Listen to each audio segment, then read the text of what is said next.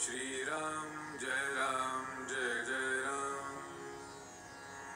श्री राम जय जय राम। श्री राम जय जय राम। श्री राम जय जय राम। श्री राम जय जय राम। श्री राम जय जय राम। श्री राम जय जय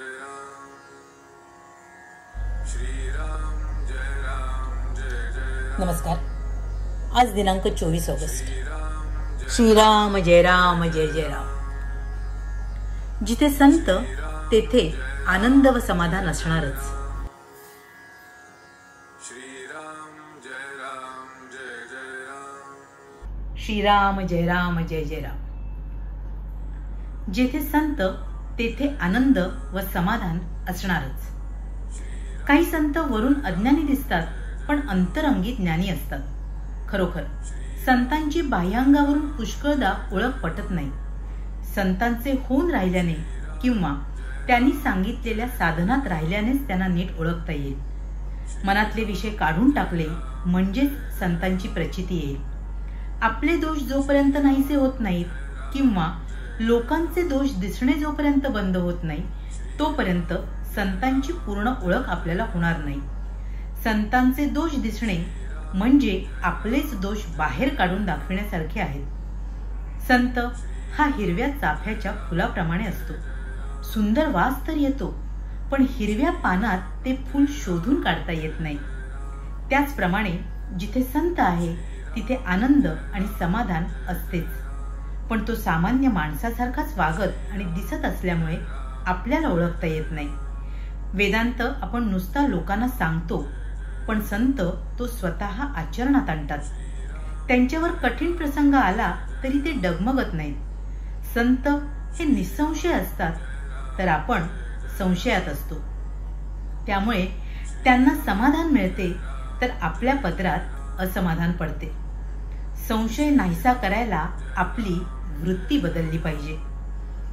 संतांना जे आवडते ते आपल्याला आवडणे म्हणजेच त्यांचा समागम करणे होय। मी करतो हे बंधनाला कारक असते। ते नाहीसे करणे म्हणजेच गुरुचे होणे समजावे। कधी चुकतो आणि कधी बरोबर असतो तो साधक समजावा आणि जो नेहमी बरोबर असतो तो सिद्ध समजावा। नुसते इंद्रिय दमन हे सर्वस्व मानू नये। ते ज्याच्याकरिता आहे त्याचे अनुसंधान पाहिजे। ज्याला काहीतरी करण्याची सवय आहे त्याने काही काळ मुळीच काही करू नये आणि नंतर भगवंताचे अनुसंधान ठेवायला शिकावे।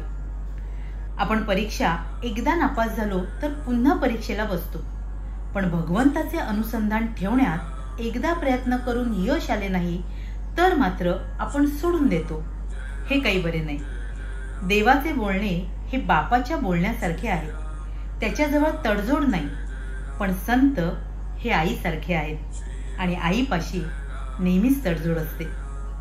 जो भगवंताविषयी सांगेल तोच खरा संत। संत जो बोध सांगतात त्याचे आपण थोडे तरी आचरण करूया।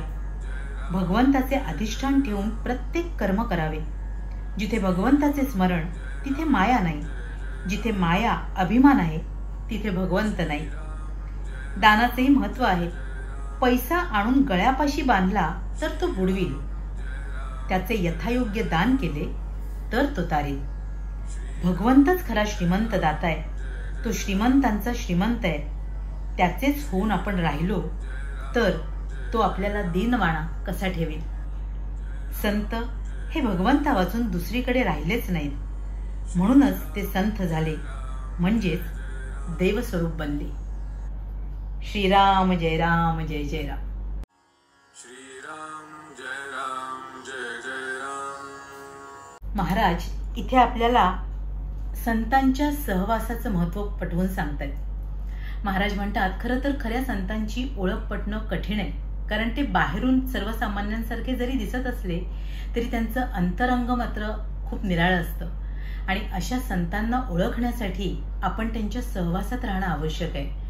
आपल्यातले दोष नाहीसे करणं, आपल्यातले विकार विषय नाहीसे करणं आणि दुसऱ्यांच्यातले दोष आपल्याला दिसणं कमी होणं हे आवश्यक आहे. आणि ते केव्हा होऊ शकतं तर आपण आपला जो कर्तेपणा आहे, जो अहंकार आहे, अभिमान आहे, तो सोडून, आपलं कर्तेपण सोडून आपण आपल्या गुरूंना शरण जातो, अशा संतांना शरण जातो. त्यावेळी असे संत हे पूर्णपणे भगवंतमय झालेले असतात. त्यांना भगवंताशिवाय चराचरात दुसरं काहीही दिसत नाही आणि म्हणून त्यांना खरं समाधान लाभलेलं असतं. आणि असे संत जिथे असतात तिथेच खरा आनंद आणि समाधान असतं.